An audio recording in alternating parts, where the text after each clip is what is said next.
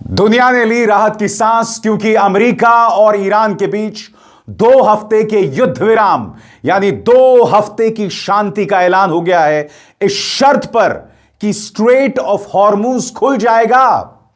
मगर बड़ा सवाल दोस्तों, स्ट्रेट ऑफ हॉर्मुज तो युद्ध से पहले खुला हुआ था। यानी कि एक तरह से कहा जा सकता है दोस्तों, युद्ध विराम का ऐलान तो हो गया है मगर यह डोनाल्ड ट्रंप और नेतन्याहू की बड़ी हार है। डोनाल्ड ट्रंप का मुंह बुरी तरह से काला हो गया है दोस्तों, और एक तरह से कहा जा सकता है कि डोनाल्ड ट्रंप के जाने की उल्टी गिनती शुरू हो गई है। मगर सबसे पहले मैं आपको बताना चाहता हूं दोस्तों, ईरान में किस तरह से राहत है। इस वक्त लोग सड़कों पर उतरे और जश्न मना रहे हैं, औरतें, बच्चे, बुजुर्ग, क्योंकि यह देश लगातार अपनी सरकार के साथ खड़ा रहा। यहां की जनता लगातार अपनी सरकार के साथ खड़ी रही और इस युद्ध के दौरान जो चला 35 दिन से भी ज्यादा, कभी भी ईरान ने उन रेड लाइंस को पार नहीं किया। इंसानियत के दायरे में वो लगातार इस्राइल और अमेरिका का जवाब देता रहा। मगर सबसे पहले देखा जाए सड़कों पर किस कदर जश्न था। अल्लाहू अकबर।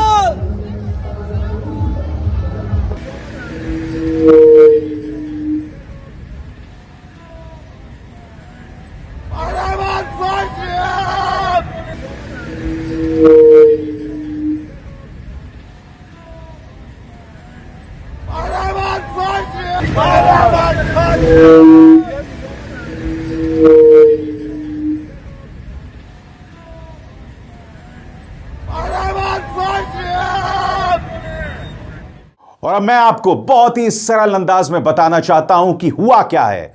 बड़ी ब्रेकिंग न्यूज आपके स्क्रीन पर। ईरान ने कहा है कि उसने 2 हफ्ते के सीज फायर को मान लिया है और शुक्रवार से पाकिस्तान के इस्लामाबाद में बातचीत शुरू होगी। यह तब हुआ जब ट्रंप ने कहा कि अगर ईरान स्ट्रेट ऑफ हॉर्मुज पूरी तरह खोलने पर राजी होता है तो अमेरिकी हमले रोक देगा। ईरान के विदेश मंत्री ने कहा कि इस अहम समुद्री रास्ते से सुरक्षित आवाजाही 2 हफ्ते तक संभव होगी, जो ईरानी सेना के साथ कोऑर्डिनेशन के जरिए होगी। ट्रंप का यह बयान तब आया है जब पाकिस्तान के प्रधानमंत्री शहबाज शरीफ ने अमेरिका से डील की डेडलाइन बढ़ाने और ईरान से हॉर्मुज को पूरी तरह खोलने की अपील की। सबसे बड़ी बात दोस्तों, युद्ध विराम का ऐलान होता है मगर तेल अवीव पर ईरानी मिसाइलों का कहर दिखाई देता है। क्योंकि आपको 2-3 चीजें समझनी पड़ेंगी दोस्तों। युद्ध विराम के ऐलान से पहले ट्रंप ने क्या कहा था कि हम ईरानी सभ्यता को हमेशा के लिए बर्बाद कर देंगे, और अब पाकिस्तान की पहल पर आप एक युद्ध विराम के लिए राजी हो गए, यह कहते हुए कि ईरान स्ट्रेट ऑफ हॉर्मुज खोल देगा। यानी कि एक तरफ कह रहे थे कि हम ईरान की सभ्यता को बर्बाद कर देंगे, और दूसरी तरफ जो हालात युद्ध से पहले थे आप उसके लिए राजी हो गए। मगर एक और बात है दोस्तों, पाकिस्तान की पहल पर यह सब हुआ है। यानी कि इस पूरे मामले में पाकिस्तान एक बहुत ही ताकतवर रीजनल प्लेयर के तौर पर उभरा है, और यह भारत के लिए एक अच्छी खबर नहीं है, मगर उसकी चर्चा हम कभी और करेंगे दोस्तों। मगर मैं आपको बताना चाहता हूं कि किस तरह से तेल अवीव के आसमान पर कहर था युद्ध विराम के ऐलान के बाद।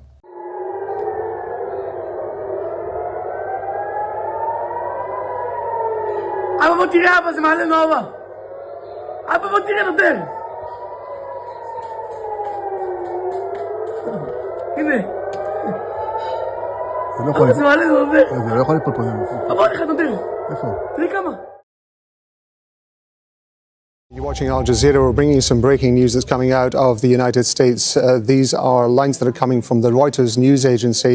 We understand that Donald Trump is quoted as saying that he has agreed to suspend bombing and attack of Iran for a period of 2 weeks. Now, this is following a request that was made by Pakistan's Prime Minister Shehbaz Sharif. और इसका ऐलान, इस युद्ध विराम का ऐलान पाकिस्तानी प्रधानमंत्री शहबाज शरीफ करते हैं। उन्होंने क्या संदेश जारी किया आपकी स्क्रीन पर। पूरी विनम्रता के साथ मैं बताते हुए खुश हूं कि इस्लामिक रिपब्लिक ऑफ ईरान और अमेरिका अपने सहयोगियों के साथ हर जगह, जिसमें लेबनान और अन्य इलाके भी शामिल हैं, तुरंत सीज फायर पर राजी हो गए हैं, जो अभी से लागू है। मैं इस समझदारी भरे कदम का दिल से स्वागत करता हूं और दोनों देशों की लीडरशिप का गहरा आभार व्यक्त करता हूं। साथ ही मैं उनके प्रतिनिधिमंडलों को शुक्रवार 10 अप्रैल 2026 को इस्लामाबाद आने का निमंत्रण देता हूं ताकि सभी विवादों के स्थायी समाधान के लिए आगे बातचीत हो सके। दोनों पक्षों ने काफी समझदारी और संतुलन दिखाया है और शांति व स्थिरता को आगे बढ़ाने के लिए सकारात्मक तरीके से जुड़े रहे हैं। हमें पूरी उम्मीद है कि इस्लामाबाद बातचीत सफल होगी और स्थायी शांति हासिल की जा सकेगी। आने वाले दिनों में और अच्छी खबरें साझा करने की उम्मीद है।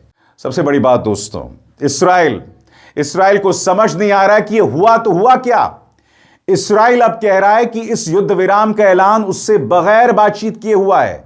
इस्राएल ने कहा है कि युद्ध विराम के ऐलान से बस कुछ देर पहले उन्हें बताया गया। आपके स्क्रीन पर इस्राएल को तब तक अपडेट नहीं दिया गया था जब तक सीजफायर साइन होने के करीब नहीं आ गया। वो इस अग्रीमेंट प्रोसेस का हिस्सा ही नहीं था। यह दिखाता है कि इस बात को लेकर गंभीर और कुछ हद तक जायज भरोसे की कमी थी कि इस्राएल शायद इन बातचीत को बिगाड़ने की कोशिश करेगा। यानी कि आपको समझना पड़ेगा दोस्तों, एक तरफ डोनाल्ड ट्रंप अमेरिका के अंदर, इसे उनकी बड़ी हार के तौर पर देखा जा रहा है। लोग कह रहे हैं अरे भाई, अगर तुम इस बात को लेकर राजी हो गए हो कि स्ट्रेट ऑफ हॉर्मुज पर जहाजों की आवाजाही शुरू हो जाएगी, तो ये हालात तो जंग से पहले थे ना। तुमने बेवजह अमेरिका को बदनाम किया। सबसे बड़ी बात दोस्तों, लोग सड़कों पर उतर आए हैं और डोनाल्ड ट्रंप के वॉर क्राइम्स के खिलाफ, युद्ध अपराधों के खिलाफ प्रदर्शन कर रहे हैं। देखिए व्हाइट हाउस के सामने किस तरह का प्रदर्शन हो रहा है। And how we could actually defeat it. Military leaders, they are having a ultimate responsibility. और फिर प्रोटेस्टर्स ने कहा कि हम ट्रंप के इन वॉर क्राइम्स के खिलाफ हैं। सुनिए व्हाइट हाउस के सामने जो प्रदर्शन हुआ, प्रदर्शनकारी क्या कह रहे हैं। Refuse fascism. We are out here tonight because we cannot stand what's going on. We cannot wait till the elections. The elections are not going to save us. What's happening in this country needs to stop now. The cruelty, what's happening not only in this country but by this country around the world, the war crimes that this president has done from that White House. This man's got to go. The whole regime has to go. And until he's gone, we need to fill these streets every day and demand for him to go now. Every day that we wait, we sit here and talk about the elections. Every day more people are dying. Every day more people are suffering around the world because of him. He's got to go now. And the people need to do something. Not Congress, but the people of this country need to do something now. बहरहाल Iran के विदेश मंत्री Abbas Araghchi ने पाकिस्तान का शुक्रिया अदा किया है। उनका बयान आपकी स्क्रीन पर। इस्लामिक रिपब्लिक ऑफ ईरान की तरफ से मैं अपने प्रिय भाइयों पाकिस्तान के प्रधानमंत्री शहबाज शरीफ और फील्ड मार्शल मुनीर का धन्यवाद और सराहना करता हूं, जिन्होंने क्षेत्र में युद्ध खत्म करने के लिए लगातार कोशिशें की। प्रधानमंत्री शरीफ के ट्वीट में किए गए भाईचारे वाले अनुरोध के जवाब में और अमेरिका की तरफ से उसके 15 पॉइंट प्रस्ताव के आधार पर बातचीत की मांग को ध्यान में रखते हुए, साथ ही अमेरिकी राष्ट्रपति द्वारा ईरान के 10 पॉइंट प्रस्ताव के सामान्य ढांचे को बातचीत के आधार के रूप में स्वीकार करने की घोषणा के बाद, मैं ईरान की सुप्रीम नेशनल काउंसिल की ओर से यह घोषणा करता हूं कि अगर ईरान के खिलाफ हमले रोक दिए जाते हैं तो हमारी शक्तिशाली सशस्त्र सेनाएं अपनी रचनात्मक कार्रवाई बंद कर देंगी। 2 हफ्तों की अवधि के लिए स्ट्रेट ऑफ हॉर्मुज से सुरक्षित आवाजाही ईरान की सशस्त्र सेनाओं के लिए तालमेल करके और तकनीकी सीमाओं को ध्यान में रखते हुए संभव होंगी। स्वतंत्र और आजाद पत्रकारिता का समर्थन कीजिए, सच में मेरा साथी बनिए। बहुत आसान है दोस्तों, इस ज्वाइन बटन को दबाइए और आपके सामने आएंगे ये 3 विकल्प, इनमें से एक चुनिए और सच के इस सफर में मेरा साथी बनिए। बड़ी बात दोस्तों, डोनाल्ड ट्रंप ईरान के 10 पॉइंट्स को मान गए हैं, यानी कि अब हम इस पर बातचीत करेंगे। और डोनाल्ड ट्रंप ने क्या बयान दिया है ईरान के 10 पॉइंट्स पर? यह है डोनाल्ड ट्रंप का बयान दोस्तों, और इसमें वो कह रहे हैं कि ईरान के जो 10 पॉइंट्स हैं, इसे बुनियाद मान के हम ये बातचीत करने वाले हैं। दोस्तों, मैं बार बार कह रहा हूं ये ईरान की बहुत बड़ी जीत है और आपको इस बात का आभास तब होगा जब मैं आपके सामने एक बार फिर रखूंगा कि वो 10 पॉइंट्स क्या हैं। एक एक करके ये 10 पॉइंट्स आपकी स्क्रीन पर आ रहे हैं। पहला पॉइंट, ईरान को भरोसा दिया जाए कि उस पर दोबारा हमला नहीं होगा। दूसरा पॉइंट, सिर्फ सीज फायर नहीं बल्कि युद्ध का स्थायी अंत होगा। तीसरा पॉइंट, लेबनान में इस्राएली हमले बंद किए जाएं। चौथा पॉइंट, अमेरिका के सभी सैंक्शंस ईरान पर से हटाए जाएं। पांचवा, ईरान के सहयोगियों के खिलाफ चल रही सारी क्षेत्रीय लड़ाई खत्म की जाए। छठा, इसके बदले में ईरान स्ट्रेट ऑफ हॉर्मूज खोल देगा। सातवां, ईरान हर जहाज से $2 मिलियन की फीस लेगा। आठवां, यह फीस ओमान के साथ शेयर की जाएगी। नौवां, हॉर्मूज से सुरक्षित गुजरने के लिए ईरान नियम तय करेगा।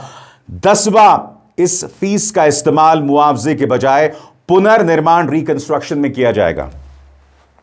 $2 मिलियन। और क्यों?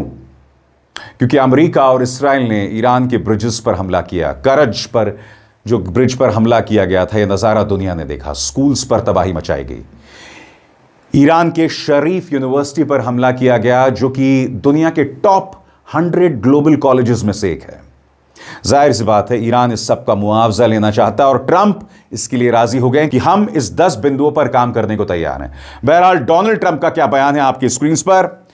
डोनाल्ड ट्रंप ने कहा है कि पाकिस्तान की लीडरशिप से बातचीत के बाद अमेरिका और ईरान के बीच सीज फायर हो सकता है अगर ईरान स्ट्रेट ऑफ हॉर्मूज से जहाजों की आवाजाही की इजाजत दे देता है। उन्होंने कहा, मैं 2 हफ्तों के लिए ईरान पर बमबारी और हमले रोकने के लिए तैयार हूं। यह एक दोनों तरफ से होने वाला सीज फायर होगा। ट्रंप ने आगे कहा कि 2 हफ्ते के सीज फायर के लिए तभी मानेंगे जब Islamic Republic of Iran straight of Hormuz को पूरी तरह, तुरंत और सुरक्षित तरीके से खोलने पर सहमत हो जाए। और ट्रंप के विरोधी कह रहे हैं कि यह अमेरिका की हार है। डेमोक्रेट्स कह रहे हैं कि यह बहुत बड़ा सरेंडर है। देखिए CNN में डेमोक्रेट नेता क्रिस मर्फी क्या कह रहे हैं। I mean, listen, who knows what's going on? Donald Trump lies every single day. Clearly, he's not telling the truth. But if you accept even part of the Iranian statement, Donald Trump has agreed to give Iran control of the Strait of Hormuz. That is extraordinary.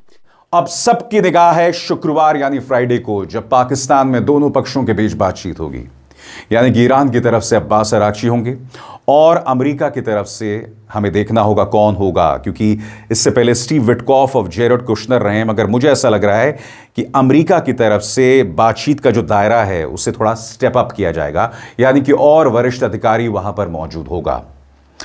मगर Israel इस वक्त खुद को बहुत ठगा हुआ महसूस कर रहा है। जैसे मैंने बताया, युद्ध विराम से बस कुछ देर पहले इसराइल को बताया गया, और आप देखिएगा, कहने को ये 2 हफ्ते का युद्ध विराम है, मगर आने वाले दिनों में इसका उल्लंघन किया जाएगा, बार बार किया जाएगा, लगातार किया जाएगा। बहरहाल, अब मैं आपको बताना चाहता हूं कि अल जजीरा में इसको लेकर किस तरह की चर्चा है। मैं चाहूंगा आप अल जजीरा की ये 2 मिनट की रिपोर्ट देखें, उनके पत्रकार क्या कह रहे हैं उस पर गौर फरमाएं। मगर इससे पहले मैं आपको बता दूं यहां क्या क्या बात की जा रही है। पहली बात, उनके पत्रकार कहते हैं कि ईरान में जश्न है, मगर जिस वक्त वो बातचीत कर रहे हैं लोग सो रहे हैं, राहत महसूस कर रहे हैं, शांति से सो पा रहे हैं, क्योंकि अब जबकि युद्ध विराम का ऐलान हो गया है, यानी कि अब ईरान पर ताबड़तोड़ हमले नहीं होंगे। मगर उनके पत्रकार यह भी कह रहे हैं कि यह ईरान की बहुत बड़ी जीत है, क्योंकि अब स्ट्रेट ऑफ हॉर्मूज पर वो हर जहाज की आवाजाही के लिए $2 मिलियन लेगा, ताकि देश में जो तबाही हुई है उसको लेकर काम किया जा सके। सुनिए अल जजीरा के पत्रकार क्या कह रहे हैं। How is the news being received more broadly in Tehran? Surely people there were bracing for a night of real terror. Now some relief. It's such a huge change here in Tehran. We have seen calm in the streets. By the way, most of the celebrations took place before the announcement by the U.S. president, because the Iranians every single night are celebrating what they consider the resolve and the steadfastness of their armed forces in this fight. It's very late in the night.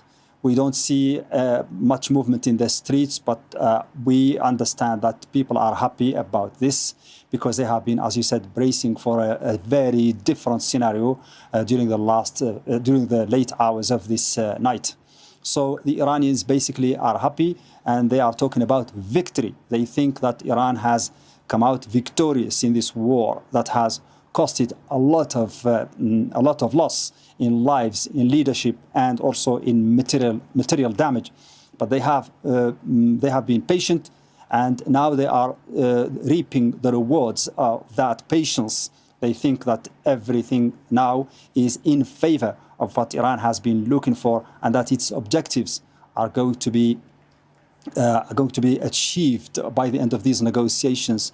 They think that there will be a leverage for Iran and a kind of control over the Strait of Hormuz in the future, that Iran will be able to levy some kind of fees on ships passing through the strait so that it compensates itself and pays for the reconstruction and the damage that has been visited or inflicted on the country. And also they are expecting for the sanctions to be lifted. So lots of benefits that the Iranians have not even been dreaming of before this war. Remember that the economy is at its lowest, real economic crisis, inflation at its highest, and this was before the war started. Now new prospects, positive prospects are there for Iranians. दोस्तों, मैं आपको America के treasury secretary का एक बयान सुनाना चाहता हूं। आप जानते हैं ट्रेजरी सेक्रेटरी यहां क्या कह रहे हैं, और ध्यान से सुनिएगा। वो कह रहे हैं कि हमने जानबूझकर ईरान के अंदर डॉलर की कमी करवाई, डॉलर की शॉर्टेज करवाई, ताकि वहां पर एक आर्थिक संकट शुरू हो सके। इसके मायनों को समझिए दोस्तों, क्योंकि इसी मंच पर हमने आपको कई बार बताया किस तरह से ईरान की सड़कों पर संघर्ष हुआ। ईरानी शासन ने गोलीबारी की, हजारों लोग मारे गए, सैकड़ों लोग मारे गए। मगर अब खुद अमेरिका कह रहा है कि ईरान के अंदर जो आर्थिक संकट था वो हमने करवाया। इसके मायनों को आप समझते हैं? यानी कि जिस ईरानी जनता को तुम बचाने चले थे, वो ईरानी जनता जो ईरानी शासन के खिलाफ प्रदर्शन कर रही थी आर्थिक संकट को लेकर, आर्थिक बदहाली को लेकर, वो आर्थिक बदहाली भी अमेरिका ने करवाया। सुनिए उनके ट्रेजरी सेक्रेटरी क्या कह रहे हैं, और यह निहायत ही शर्मनाक है। Treasury, and what we have done is created a dollar shortage in the country. At a speech at the Economic Club of New York in March, I outlined the strategy. It came to a swift and I would say grand culmination in December when one of the largest banks in Iran went under. There was a run of the bank. The central bank had to print money. The Iranian currency went. मैंने कहा ना दोस्तों, इस युद्ध विराम के बाद यह ट्रंप का मुंह काला हुआ है। इस युद्ध विराम ने साबित कर दिया है कि ट्रंप एक जेनोसाइडल फोर्स हैं। इसने अमेरिका के रुतबे, उसके पूरे वर्चस्व को कमजोर किया है, और नेतन्याहू भी एक वॉर क्रिमिनल के तौर पर सामने उभर कर आए हैं, और ईरान और उसकी जनता इस पूरे संघर्ष में अपनी रीढ़ सीधे किए लगातार खड़ी रही। और हां, इस पूरे घटनाक्रम में पिछले 35 दिनों में मैं आप तक इस खबर के तमाम पहलू लाता रहा, और मैं ये नहीं कह रहा हूं कि अभी युद्ध विराम हो जाएगा, क्योंकि अभी देखना है इस्राएल क्या करेगा। मगर हां, जो भी होता रहेगा मैं आप तक वो खबरें पहुंचाता रहूंगा हर बार की तरह। अब इज़हार शर्मा को दीजिए इजाजत। नमस्कार।